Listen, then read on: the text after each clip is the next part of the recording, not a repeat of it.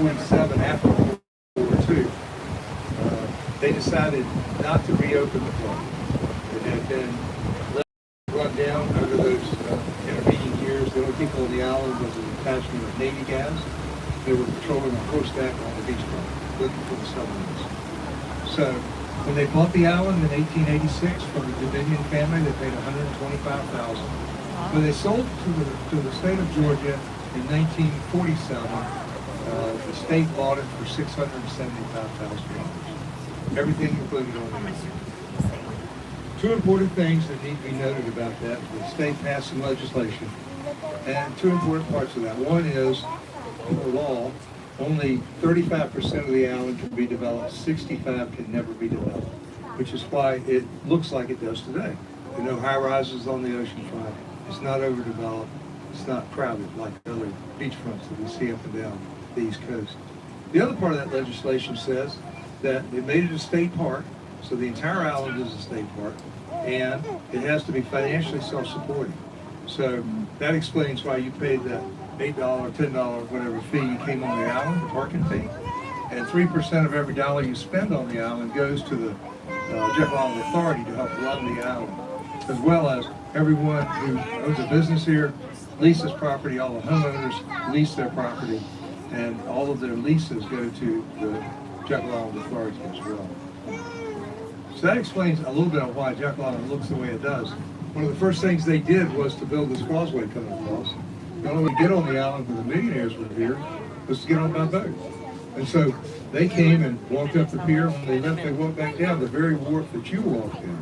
So you guys were imitating the millionaires when you came on board today. This float bridge is the first bridge they built. They built that in 1953. Had a lift span in the middle of it, went up and down to allow larger vessels to go through. And then in 1997, they built the high bridge, which allowed us to evacuate in case of a hurricane.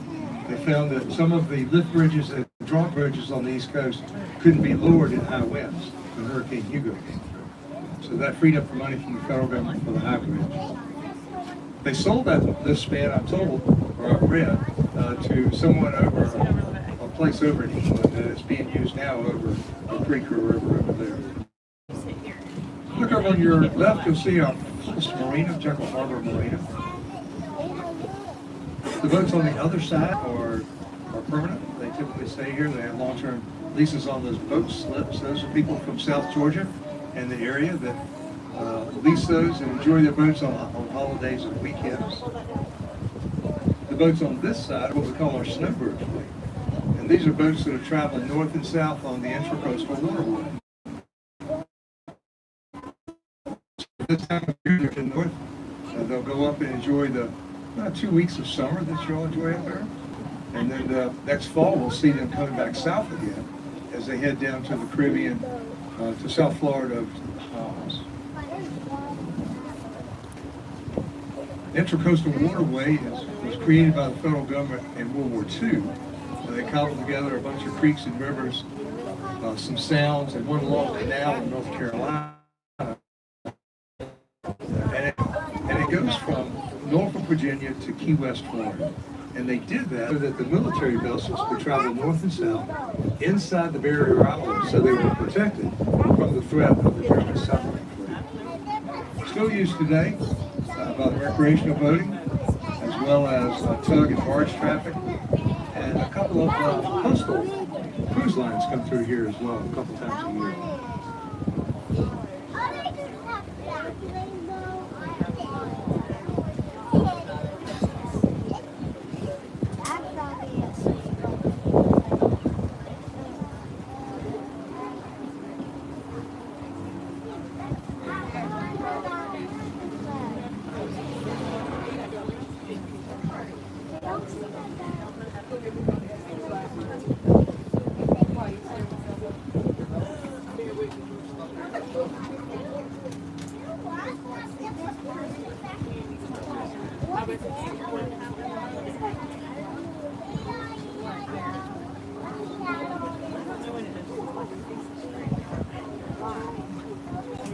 We have a very, very low tide today. It's low tide right at 2 o'clock, so it's just past about a half hour ago. But oftentimes when we come by here, we look for Florida manatees. We do have manatees up here from Florida in the summertime. They live in Florida, of course, but they do vacation on Jekyll.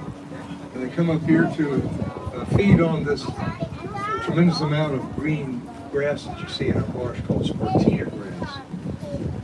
It's part of the sugarcane family. So sometimes we'll see them over here. When we came back in from the last trip, we're not sure. We thought we might have seen one right over here, but I'm not sure whether we did or not. We always got to take a look for them. They're not real active animals. They go to about 10 feet in length, weigh about 1,400 pounds.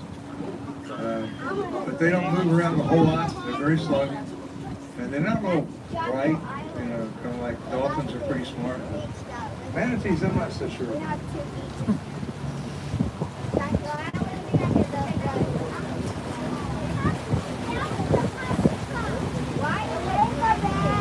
This is our public boat ramp here. Next year when you come back, you can bring your boat or your kayak or your stand-up paddleboard and you can launch it here for free. It's a nice ramp. There's a bathroom up there, picnic table, and a grill up there as well.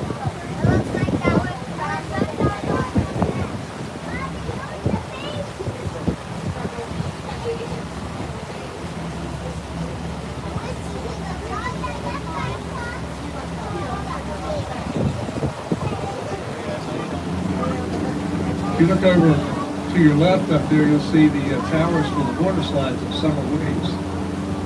Summer Waves is a real popular attraction, water park on the island. Open from Memorial Day to Labor Day.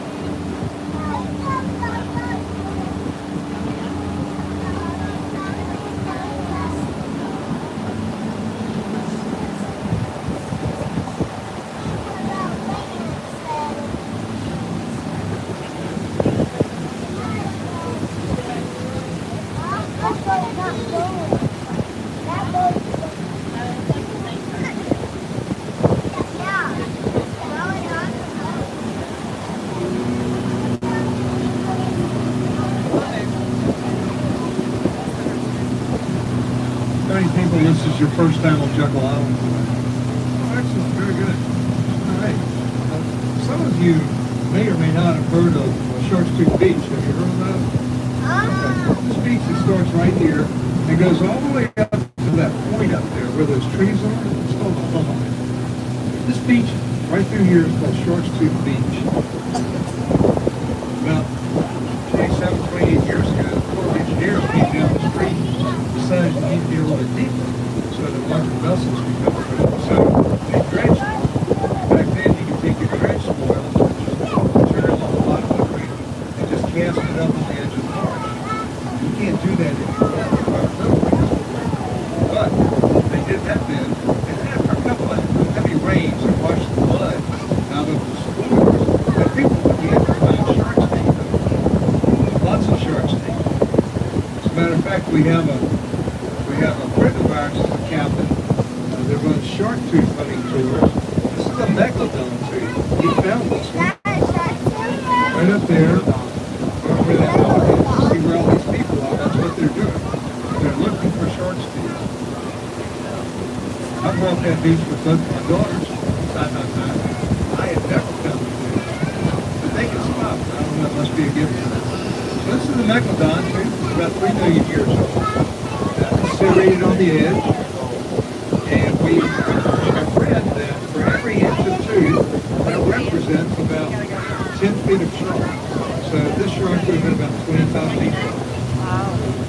They have found a number of 6.5-inch megalodon teeth, about 65 feet, and then they have found a few 8.5-inch sharks teeth within 85 feet. So just think about that. This vessel is 45 feet long. That'd be almost twice as long as the boat. We'll pass this around and you can take a look at it. Just pass it back and pass it back up.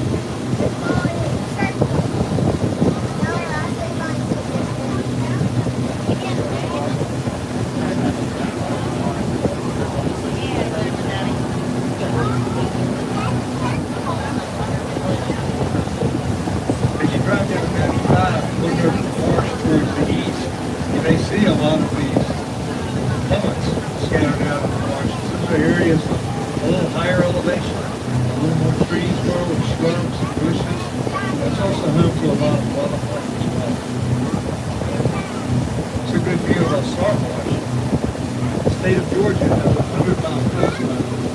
Ivy Island, Savannah, all the way down to Cumberland Island, South Carolina.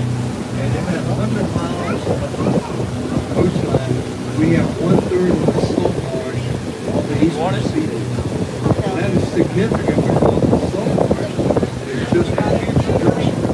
All sorts of critters and fruit flies. Red, that 1/3 of everything that lives offshore either was born in the marsh or feeds on something. So you're familiar with the term the Golden Isle, which is what this area is called. It's called that because of the marsh grass. Marsh grass is called spartina grass. In the wintertime, it dies and it turns a beautiful golden color in the late fall. And it turns kind of the color of a squirrel cap in the wintertime. The fronds of that grass fall into the marsh and they rot. And that's important for one specific reason, is that the shrimp feed on that. We just had our sweet Georgia shrimps in Japan. Yeah, it's a little bit different flavor. It's unique to this area, and it's because of that marsh. Shrimp, you gotta go to the restaurant. Yeah, so there are a couple here. You know, Zachary sells the local the BCS. You just need to look, check with the picture. We have two different species of shrimp, white shrimp and brown shrimp. And last year, the shrimpers harvested about 3 million pounds of shrimp out of the state of Georgia. So the shrimp live on that marsh grass. And that marsh grass is part of the sugar cane family, which is why we think our shrimp tastes so sweet. Make sure when you buy shrimp, when you go out to eat here, that you ask the question, are these local Georgia shrimp?